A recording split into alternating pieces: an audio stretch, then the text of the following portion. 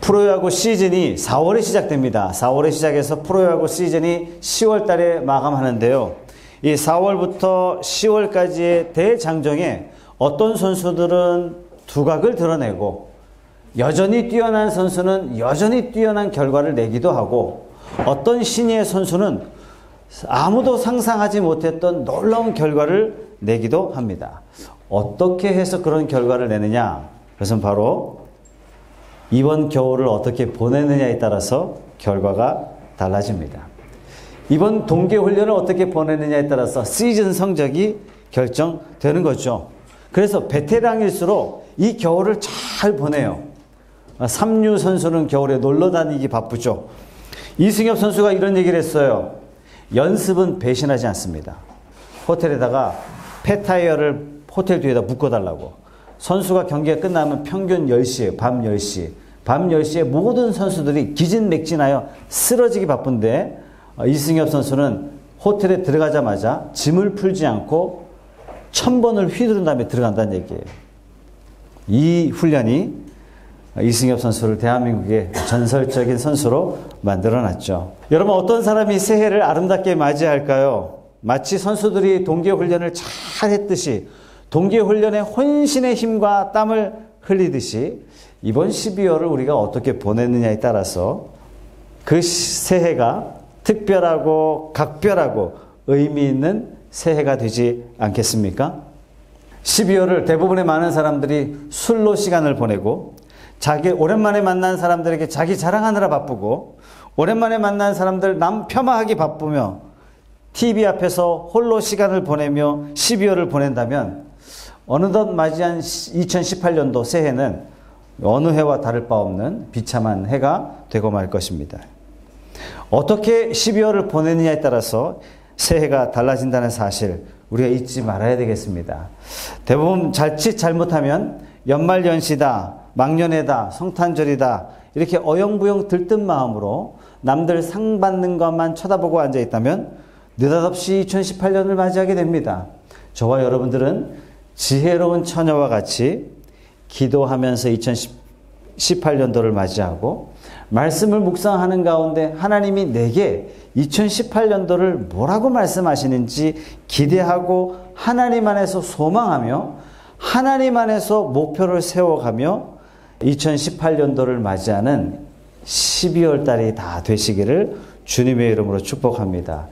영적으로 잘 준비되어서 우리도 상상할 수 없었던 2018년도, 내가 기대했던 그 이상으로 하나님께서 복을 쏟아부어 주시는 특별한 2018년도를 저와 여러분들이 다 맞이했으면 좋겠습니다. 오늘 우리가 읽었던 마태복음 25장은요, 예수님께서 돌아가시기 직전에 말세에는 이런 일이 있을 거야 그러면서 세 가지 비유로 예수님께서 말세에 너희들이 이렇게 준비해야 된다라고 말씀하세요. 오늘 우리가 읽었던 열처녀 비유의 5처녀는 슬기로운 처녀입니다. 그리고 5처녀는 미련한 처녀예요. 이 미련한 처녀는 등은 준비했는데 기름을 준비하지 못했어요. 결국 신랑을 맞이하지 못했습니다. 반면에 5처녀는 등도 준비했고 기름도 준비했고 결국 신랑을 맞이하게 되죠. 오늘 이 말씀을 통해서 우리에게 주시는 말씀은요, 메시지가 명확해요. 뭐라고 말씀하세요? 깨어 있어라.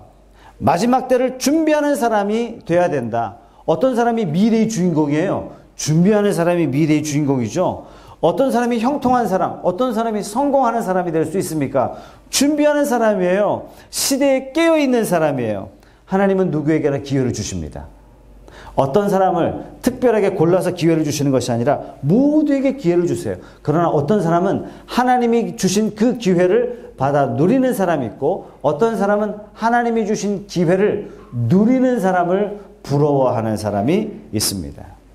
여러분 2018년도 어떤 해가 되기를 원하십니까? 여러분들이 선택하시기 바랍니다. 우리가 읽지 않았지만 그 다음에 어떤 비유가 나오냐면 달란트 비유가 나와요.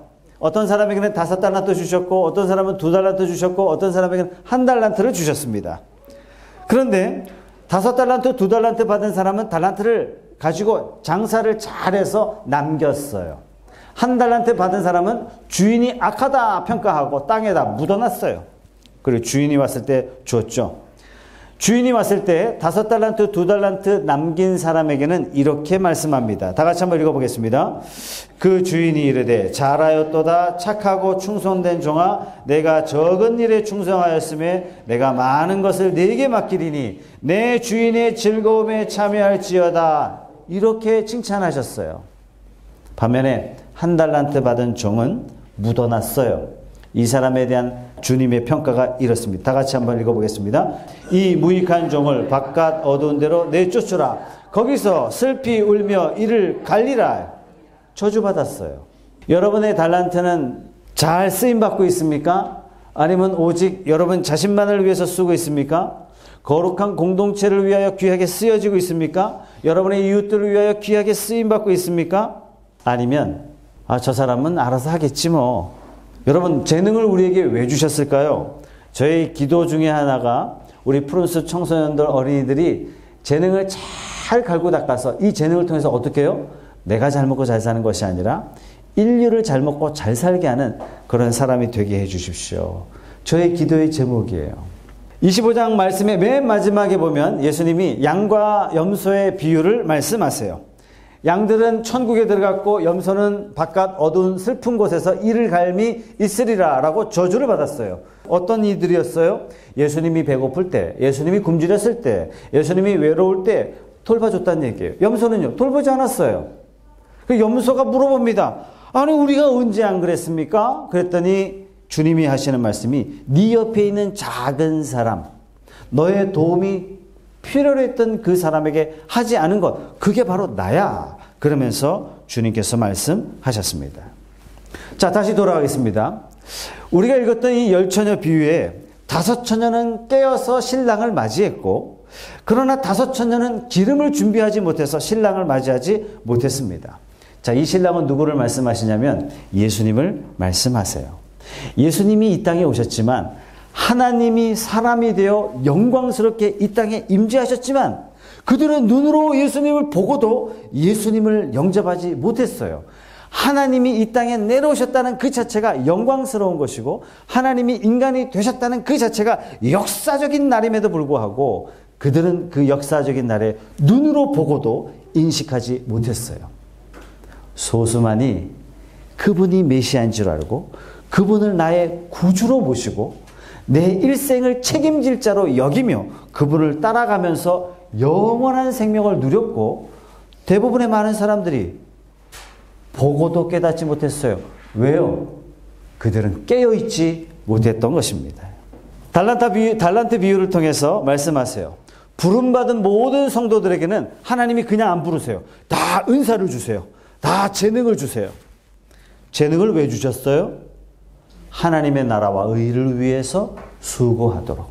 대신에 네가 먹는 것, 네가 입는 것, 네가 사는 것 내가 다 책임질게. 이것이 하나님의 약속인 거예요. 그래서 성도는 왜 내가 먹을 것 갖고 사냔 말이에요. 그건 세상 사람들이 하는 거예요. 그래서 하나님은 우리에게 은사와 달란트를 주시고 뭐라고 말씀하세요?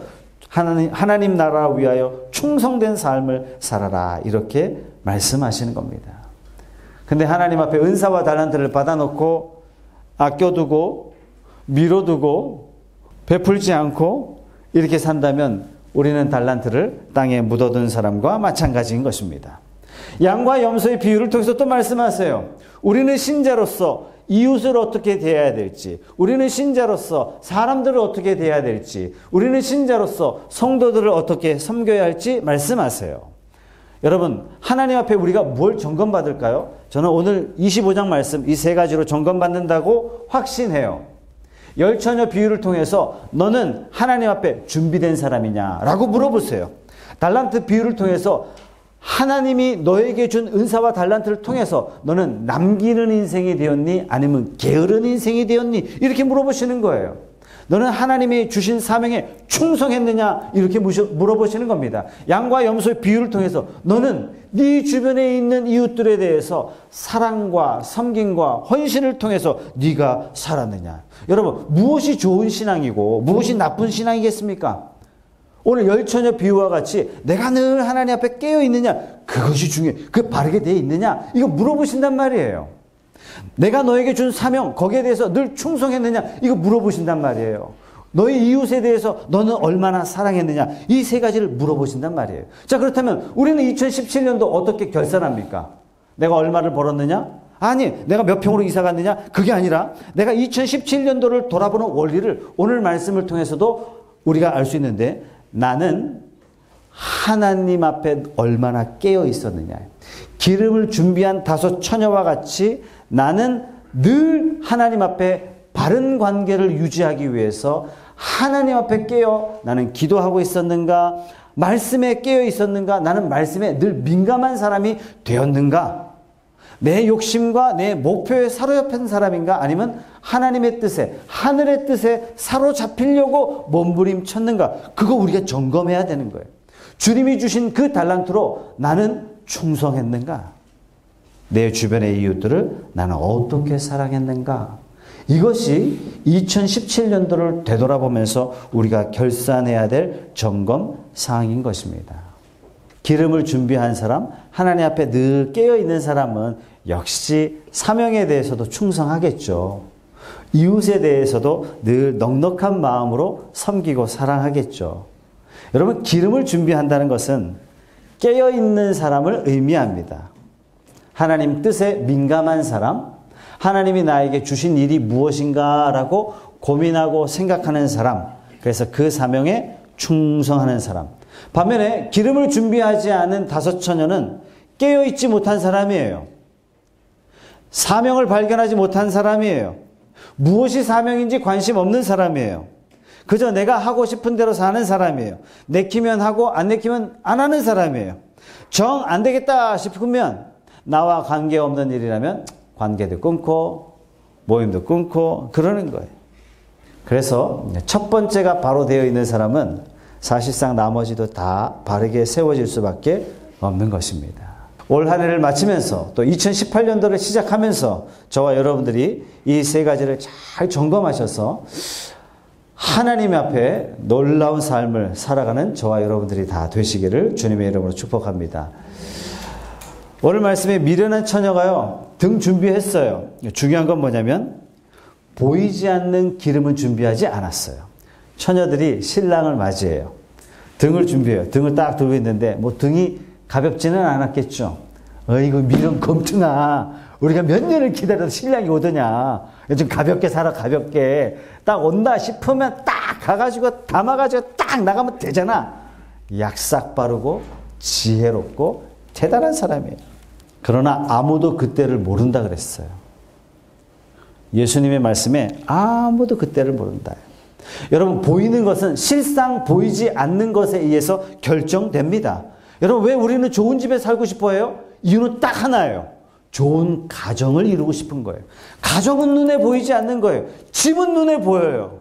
많은 어리석은 사람들이 보이는 집에 에너지와 시간과 모든 것을 다 투자해요.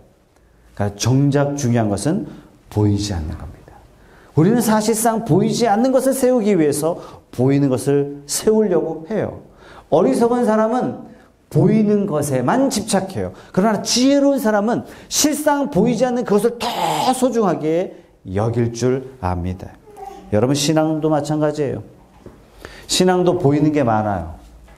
얼마든지 사람들 앞에 좋은 신앙인인 것처럼 보일 수도 있습니다. 여러분, 그게 바리새인 아닙니까? 그러나 실상 중요한 것은 보이지 않는 주님과의 관계, 보이지 않는 기도, 보이지 않는 말씀을 쫓아감, 이것이 내 신앙생활에서 정말 중요한 것입니다. 주님께서는 말세에 고통한다 이러시면서 이렇게 말씀하셨습니다. 우리 디모데후서 3장 1절에서 5절 말씀 다 같이 한번 읽어보겠습니다. 너는 이것을 알라. 말세에 고통하는 때가 이르러 사람들이 자기를 사랑하며 돈을 사랑하며 자랑하며 교만하며 비방하며 부모를 거역하며 감사하지 아니하며 거룩하지 아니하며 무정하며 원통함을 풀지 아니하며 모함하며 절제하지 못하며 사나우며 선한 것을 좋아하지 아니하며 배신하며 조급하며 자만하며 쾌락을 사랑하기를 하나님 사랑하는 것보다 더하며 경건의 모양은 있으나 경건의 능력은 부인하니 이 같은 자들에게서 내가 돌아서라. 이게 뭡니까? 한마디로 신앙생활에 껍데기만 있다는 얘기예요. 내용이 하나도 없다는 얘기입니다. 경건의 모양은 있지만 경건의 능력은 아무것도 없다. 너 안에 알맹이 하나도 없다. 너 이래가지고 되겠냐? 이런 사람들의 특징이 뭐예요? 배신자라고, 자기 사랑하고, 돈 사랑하고, 비방하고, 부모를 거역하고, 감사하지 않냐고, 늘 원통하고, 늘 원망하고. 왜요? 내용이 없어요. 내용이 없어요. 실제로 그 마음에 하나님을 사랑하는 마음이 없는 거예요. 본질적으로 돈을 사랑하고 있고 자기를 사랑하는 마음에서 하나님을 섬긴다고 말할 뿐이지, 하나님 앞에 나올 뿐이지, 실제적으로 그는 경건이 없다, 능력이 없다, 이렇게 말씀하시는 겁니다. 예수님이 길 가시다가요, 배고프셨어요? 잎이 무성한 무화과 나무를 딱 봤어요. 그걸 보고 찾아봤더니 열매가 하나도 없는 거예요. 무화과 나무를 저주하셨어요. 그 순간 무화과 나무가 말라 죽어버렸습니다. 종교 지도자들, 종교적으로 열심히 대단했어요. 그러나 실제적으로 알맹이가 하나도 없었습니다. 내용이 없는 신앙, 하나님께서 지적하신 것입니다. 예수님이 공생의 3년 동안에 가장 화를 많이 내셨고 가장 분개하셨던 그 대상이 누구냐면 바리새인들이에요. 이들을 향해서 예수님이 이렇게 말씀하세요. 화 있을진저 외식하는 바리새인들이요. 여러분, 외식이 뭐냐면 오늘날로 따지면 액터, 배우예요. 배우. 여러분, 배우는 임금 역할을 하지만 실상 임금이 아니에요. 너는 실상 그게 아니다. 이게 외식이라는 단어예요. 뿐만 아니라 이 바리새인들을 향해서, 종교 지도자들을 향해서 예수님이 이런 말씀을 하셨어요. 너희는 회칠한 무덤 같다. 무덤을 회를 딱 칠해. 우리는 다 잔디로 이렇게 돼 있지만 석으로 다 돌이란 말이죠. 회칠한 무덤 같대요. 겉은 번지르르하지만 실상 그 속은 뭐예요? 송장이 썩어서 부패하고 있는 냄새가 진동한 것이 바로 그 무덤 아니냐? 너희가 바로 회칠한 무덤 같다. 껍데기는 그럴싸하지만 내용은 다 썩어 있다. 오늘날 한국교회가 믿지 않는 사람들로부터 욕을 먹죠. 이유는 딱 하나예요. 우리의 겉은 좋은 신자 같지만 내용이 없다라고 하나님이 믿지 않는 사람들의 입을 통해서 우리에게 지적해 주시는 거예요. 우리는 그때 방송국을 점령하고 그게 아니라 우리가 무릎 꿇어 하나님 앞에 회개해야 되는 것입니다. 요한계시록 3장에 보면은 7개의 교회가 소개되고 있어요. 예수님이 사도 요한에게 7개 교회를 향하신 메시지를 전달하시는데 그 중에 라오디게아 교회를 향해서 예수님이 이렇게 말씀하셨어요. 나는 부자라 부족한 것이 없다라고 라오디게아 교회가 이야기할 때 그 교회를 향해서 예수님이 이렇게 말씀하세요. 다 같이 한번 읽어보겠습니다. 요한계시록 3장 17절 말씀. 내가 말하기를 나는 부자라 부요하여 부정한 것이 없다 하나 내 공고한 것과 가련한 것과 가난한 것과 눈먼 것과 벌거벗은 것을 알지 못하는도다. 반면에 서머나 교회 빌라델피아 교회는요 아주 칭찬했어요. 근데 이 교회는 어떤 교회냐면 핍박을 많이 받았어요. 성도들이 핍박을 많이 받아서 제대로 된 직업을 가질 수 없었어요. 전부 다 핍절했어요. 가난했어요. 생명을 걸고 주님을 따랐어요. 이 교회를 주님께서 칭찬하십니다. 그러면 예수님께서 무엇을 보고 칭찬하냔 말이에요. 우리의 겉모습 보고 칭찬한 경우가 단 한 번도 없어요. 그 우리의 내면을 완벽하게 꿰뚫어 보시고 그 속을 보시고 주님께서 칭찬하시기도 하시고 저주를 말씀하시기도 하셨습니다.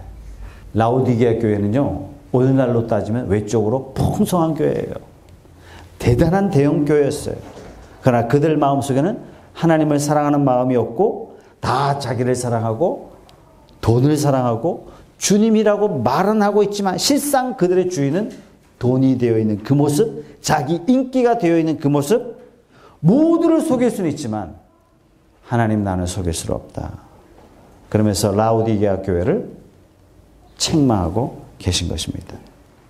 직분이 자기 자신인 줄 알아요. 그래서 어떤 사람을 가끔 만나면 명함을 주는데 명함 뒷면에 자기가 무슨 모임의 회장 더 이상 그게 모자라서 세상에 명함이 접히는 명함을 갖고 다니시더라고요. 명함이 펼쳐져요. 안에 회장.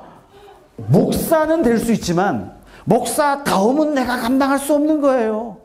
내가 부단하게 나 자신을 쳐서 복종하고 말씀에 비추어 나를 끊임없이 바라보지 않는 이상 저는 단 한순간도 목사다운 목사로 존재할 수 없는 겁니다. 여러분 장로 됐다. 어떤 교회는 장로 이렇게 뽑는데 장로 투표 안 됐다고 교회 떠나는 사람이 있어요. 오늘부터 지금부터 우리는 기도해야 돼요. 장로 세는데 장로 안 됐다고 떠나는 일이 없도록. 장로도 마찬가지고 권사도 마찬가지고 집사도 마찬가지고 우리는 그 직분을 받았기 때문에 그 사람이 된 것이 아니라 그 직분을 받았기 때문에 그러한 충성된 일꾼이 되도록 부단하게 하나님 앞에 내가 나아가도록 하나님이 우리를 세우셨다. 이렇게 받아야 되는 거예요. 하나님께서 훗날 우리를 어떻게 평가하시겠습니까? 무엇으로 평가하시겠습니까? 최석찬, 너는 목사했구나. 정말 고생했다. 너한테는 프리미엄 보너스 하나 줄게. 너는 권사했구나. 정말 수고했다. 내가 플러스 알파 해줄게. 너 집사했구나. 그래, 오케이, 통과. 너 평신도야? 너 뭐 했어, 지금? 일단 너는 마이너스 감점. 하나님이 단 한 번도 그렇게 평가하시지 않으신단 말이에요. 나는 내면에 하나님 앞에 어떻게 살았는가. 우리 눈에 보이지 않는 그것으로 평가받는다는 사실을 우리가 잊지 말아야 됩니다. 이스라엘 국기에 보면 하늘색으로 굵게 두 줄이가 있고 가운데 별이 하나 있습니다. 이 별을 우리가 뭐라고 이야기하냐면 다윗의 별이라고 이야기해요. 이스라엘 역사상 지금도 다윗이 가장 위대한 지도자예요. 우리나라로 따지면 세종 혹은 강개토 대왕. 다윗 시대 가장 넓은 영토를 차지했고 주변 모든 국가로부터 조공을 받았어요. 그 대단하죠. 그 다윗은 어떻게 살았어요? 하바드 나왔죠, 하바드.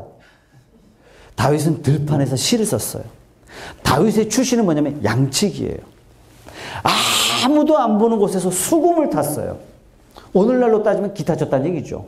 곰이나 사자가 왔으면 어떻게 해요? 곰과 사자를 물리쳤어요.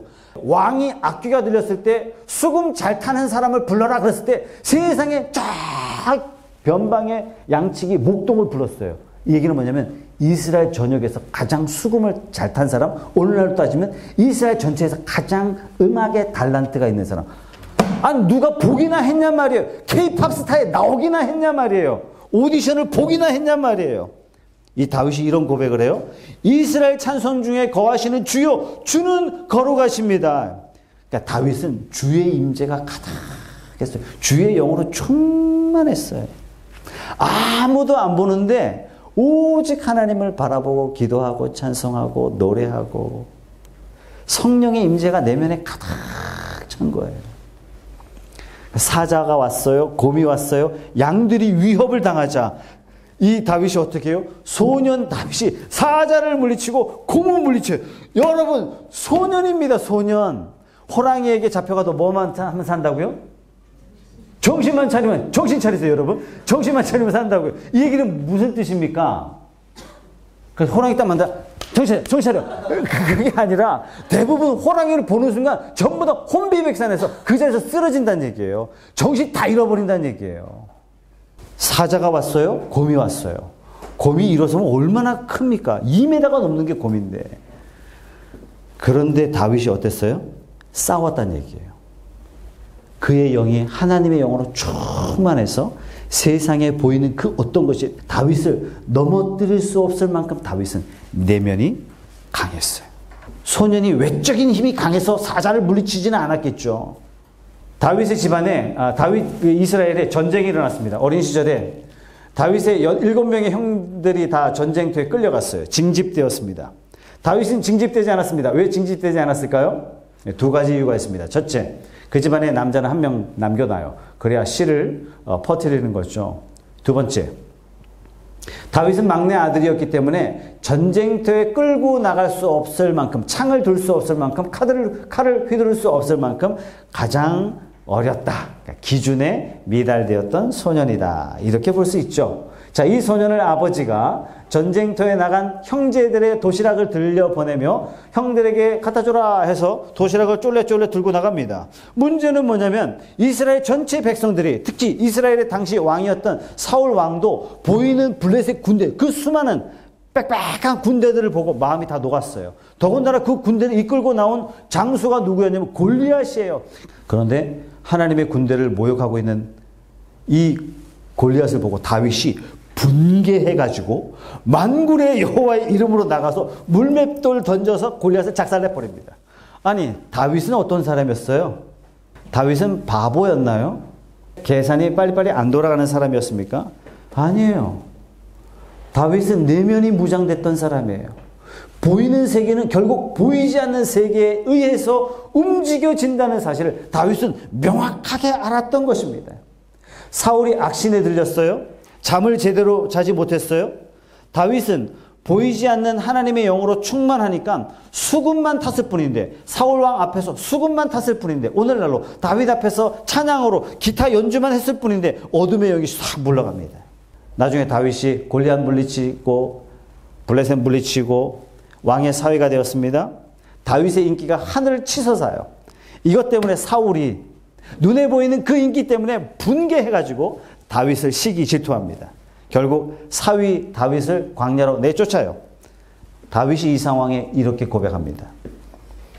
다 같이 한번 시편 26편 1절의 말씀 다 같이 읽어보겠습니다. 시작. 내가 나의 완전함에 행하여 싸우며 요동치 아니하고 여호와를 의지하여 싸우니 여호와여 나를 판단하소서. 여러분, 사람이 잘 나갈 때는 하나님 잘 믿을 수 있어요. 근데 잘 못 나갈 때 하나님 잘 믿는다는 거 결코 쉽지 않아요. 그런데 다윗이 뭐라고 이야기해요? 내가 나의 완전함에 행하여 싸우며. 뭐라고 얘기해요? 내가 상황이 안 좋아도 하나님 앞에 온전하게 길을 따랐습니다. 대단한 거예요. 그러니까 상황이 안 좋은 이 상황을 통해서 어떻게 해요? 내면이 더 강해지는 기간으로 잡고 있는 거예요. 내면이 더 성장해 나가는 기회로 잡고 있는 겁니다. 자, 다윗이 시글락에 머물 때 이런 일이 있었습니다. 다윗은 이미 사울에게 쫓겨나갔죠. 이미 사울에게 쫓겨나간 유명한 장수들 가족들이, 이스라엘의 군대들 600명이 다윗을 쫓아다니기 시작했어요. 자, 문제는 뭐냐면 이 600명이 거주하는 은둔초에 누가 습격했냐면 아말렉이 쳐들어와가지고 600명이 가지고 있는 그 남아있는 조그만 재산들 다 빼앗고 600명의 가족들, 부인과 딸, 아들 다 잡아갔어요. 이 사실을 알고 600명이요 눈물을 흘리기를 어떻게 우냐면 성경이 이렇게 얘기했어요. 더 이상 울 기력이 없도록 울었다.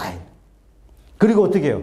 자기 주변에 있는 돌을 들어서 누구를? 다윗을 치려고 그래요. 왜? 다윗 때문에 쳐들어왔다 이거예요. 이들은 어떤 사람이었냐면요, 하나님 믿는 사람이에요.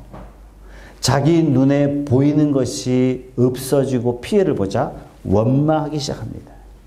근데 다윗 한 사람은 어떻게 반응하냐면 자기를 원망하는 보이는 이 사람들에게 집중하거나 분개하지 않고 보이지 않는 하나님을 향하여 기도하기를 이렇게 기도해요. 하나님, 저 아말렉을 따라갈까요? 쫓아갈까요? 말까요? 그랬더니 하나님 음성이 가라. 저놈들을 다 네 손에 붙였으며 빼앗겼던 걸 다 도로 찾아오도록 내가 너와 함께 하겠다. 사랑하는 여러분, 보이지 않는 이면의 하나님을 믿음의 눈으로 바라보고 믿음으로 반응하는 이것이 신앙이죠. 눈에 보이는 등도 결국 보이지 않는 기름에 의해서 결정됩니다. 저와 여러분들이 그 기름을 준비하는 하나님의 사람 되시기 바랍니다. 사울은 왕권을 가지고 있어요. 사울은 왕실 친위 부대 3,000명의 뛰어난 장수들을 거니는 군대를 가지고 있었습니다. 그 사람들을 풀어서 다윗을 찾으려고 했지만 다윗을 잡을 수 없었어요. 반면에 그 다윗은 초라 목동 출신이에요. 아무것도 가진 게 없어요. 찌질이 600명만 따라다니고 있었어요. 그러나 다윗의 뿌리는 하나님에게 박혀 있었고 사울의 뿌리는 눈에 보이는 화려한 것에 사로잡혀 있었습니다. 사랑하는 성도 여러분, 쥐뿔도 없고 아무것도 없는 그런 사람이라고 여러분 스스로를 두려워하지 마십시오. 보이지 않는 하나님을 내면에 모시고 사십시오. 그분과 함께 사업하세요. 이 사업장은 내가 책임지는 사업장이 아니라 하나님이 함께하는 사업장이라고 믿음으로 고백하세요. 나가서 기도하세요. 오늘 모든 일정을 주님께 맡겨드립니다. 하나님이 내 일정 구석구석에 함께 하셔서 내가 만나는 사람의 마음을 하나님이 사로잡아 주시고 내 손에 붙여주십시오. 하나님이 붙여주지 않는 사람은 아예 만나지도 않게 해주십시오. 하나님께 모든 걸 걸고 비록 나는 보잘것 없고 세상의 기준으로 하찮은 그런 사람으로 보일지라도 보이지 않는 하나님이 내 뒤에 계시면 누구를 두려워할 것이며 무엇을 걱정하겠습니까? 여러분, 세상에 무릎 꿇으며 비참한 인생 돼요. 그러나 하나님 앞에 무릎 꿇는 겸손한 사람이 되면 하나님이 세상에 높여주시는 사람이 되는 줄 믿습니다. 이 다윗이요 실수를 2번이나 해요. 그 실수가 놀랍게도 어떤 실수인 줄 아십니까? 눈에 보이는 여자에 사로잡혔어요. 그리고 눈에 보이는 군대에 사로잡혔어요. 군대 숫자를 세라 그러는 거예요. 전쟁에 나가기 전에. 하나님이 다윗을 징계하셨어요. 왜 징계하셨어요? 네가 전쟁에 나갈 때 어찌 네 힘으로 나갔느냐? 어찌 군사적인 힘으로 전쟁에 이긴 적이 있었느냐? 다 내가 너를 책임져 줬는데 왜 너는 나를 의지하지 않고 보이는 군대에 의지하려고 하느냐? 다윗이요, 2번 무너집니다. 보이지 않는 하나님을 신뢰하고 의지할 때 다윗의 인생은 든든했습니다. 반면에 보이는 여자에 사로잡혔고 보이는 군대에 사로잡혔을 때 다윗이 추락하고 맙니다. 사랑하는 여러분, 2017년도 우리는 어떻게 보냈습니까? 여러분이 나 자신을 한번 참 되돌아봐요. 2018년도는 어느 해보다도 보이지 않는 기름을 준비하는 사람, 보이지 않는 하나님을 더 신뢰하고 나가는 사람, 보이지 않는 하나님을 마치 보이는 하나님처럼 믿고 의지하고 나가는 사람. 여러분, 어찌 우리가 경영하는 경영을 끝까지 완성할 수 있겠습니까? 불확실성의 시대예요. 어떤 변수가 쳐들어와서 내 경영을 다 무너뜨릴 수 있는지 우리는 예측할 수 없는 그런 시대를 살아가고 있습니다. 주님께 맡기시기 바랍니다. 시작도 하나님께 맡기고 마지막도 하나님께 맡기는 그러한 사람 되시기 바랍니다. 성경은요, 삶의 원천이에요. 이 성경은 경영의 원천이에요. 우리 눈에 보이는 그 세상을 움직일 수 있는 힘에 대한 답을 주는 것이 성경의 말씀인 것입니다. 열왕기상에 보면 엘리야라는 위대한 선지자가 한 사람이 나옵니다. 이 위대한 선지자는 어떻게 위대한 선지자로 준비됐는 줄 아십니까? 거짓 선지자들 앞에 하나님의 영광을 드러내고 850대 1로 싸워서 850명의 거짓 선지자들을 다 무찌릅니다. 하나님께서 엘리야를 부르세요. 엘리야야, 너 그릿 시냇가로 가라. 시냇가니까 물이 많은 곳이겠죠? 아니에요. 이때 흉년이 들었어요. 골짜기에 물이 없어요. 가뭄으로 온 땅이 흉측하게 변했던 그 상황이에요. 그 상황에 아무것도 없는 곳에 하나님이 엘리야를 보내신 다음에 까마귀 입을 통해서 먹을 것, 마실 것 실어 날라주세요. 뭐 하는 훈련이에요? 배고프다 그러면 뭘 쳐다봐야 돼요? 하늘 쳐다봐요. 까마귀 어디 오나. 목마르다 그러면 어디 쳐다봐요? 하늘 쳐다봐야 돼요. 매 순간 하나님을 바라보는 훈련이 딱 맞춰지자 그리시네가에서 보이지 않는 그 하나님을 인식하는 훈련을 한 다음에 보이는 세계보다도 보이지 않는 하나님이 더 중요하다는 사실을 철저하게 훈련한 다음에 하나님께서 이 엘리야를 850명의 거짓 선지자들 앞에 세우세요. 그들 앞에 하나님의 영광과 하나님의 위엄을 나타내는 하나님의 불같은 지도자로 쓰임받게 됩니다. 저는 2018년도 우리 프런스 성도들이 다 하나님의 영광스러운 계절을 맞이하는 원년이 되기를 기대하고 소망합니다. 하나님이 나를 이토록 축복하실지 나는 몰랐다라고, 하나님이 정말 놀랍다라고, 이 고백이 저와 여러분의 다 고백이 되시기를 주님의 이름으로 축복합니다. 미래를 확실하게 담보할 수 있는 분은 오직 하나님밖에 없어요. 이 하나님 손 딱 붙잡고 2018년도를 담대하게 출발하시기 바랍니다. 세상은요, 사업 무너지면 끝인 줄 알아요. 세상 가족 무너지면 다 끝인 줄 알아요. 아니에요. 하나님과의 관계 무너지면 다 끝이에요. 반대로 하나님과의 관계가 든든하게 세워지면 세상에 그 어떤 위협이 쳐들어와도 오히려 그 위협은 내가 더 크게 성장할 수 있고 내가 더 세상을 섬길 수 있는 위대한 기회로 하나님이 바꿔주시는 거예요.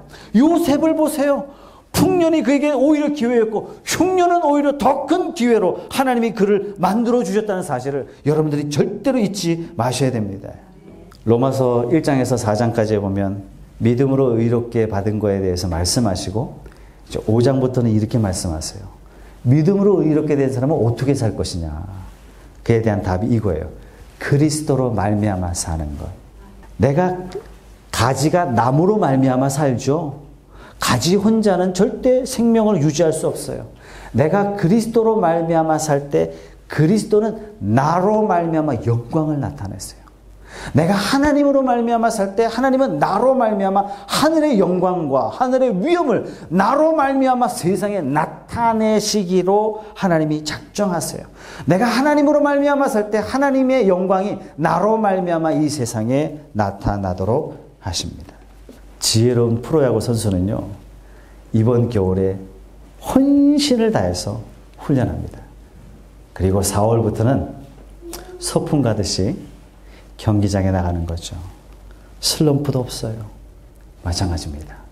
이번 12월 달 얼마 남지 않았지만 이 12월 기간 동안에, 남은 기간 동안에 주님과 깊은 사귐이 있는, 하나님을 기대하고 하나님을 고대하고 말씀과 기도로 특별히 준비하면서 2018년도를 내 생에 잊을 수 없는 그런 특별한 원년으로 맞이하는 저와 여러분들이 다 되시기를 주님의 이름으로 축복합니다. 이 시간 한번 통성으로 한번 기도하실 때 이렇게 기도하죠. 하나님, 이제는 내가 그리스도로 말미암아 살고 나로 말미암아 하늘의 영광이 이 땅에 나타나는 그러한 삶이 되고 싶습니다. 5명의 지혜로운 처녀와 같이 기름을 준비했던 사람처럼, 깨어 하나님 앞에 있었던 사람처럼, 이제 이 12월은 흥청망청하며 들뜬 마음으로 보내는 것이 아니라 하나님 앞에 깨어 준비된 2018년도를 위한 특별한 기간이 되게 해주시고, 하나님 2018년도 하나님 나를 복 주시고 복을 주시옵소서. 가정이 복을 받고 사업장이 복을 받고 나를 만나는 사람마다 하늘의 신령한 복을 넉넉하게 누리는 축복의 통로가 되게 해 주시옵소서. 다 같이 한번 통성으로 기도하겠습니다.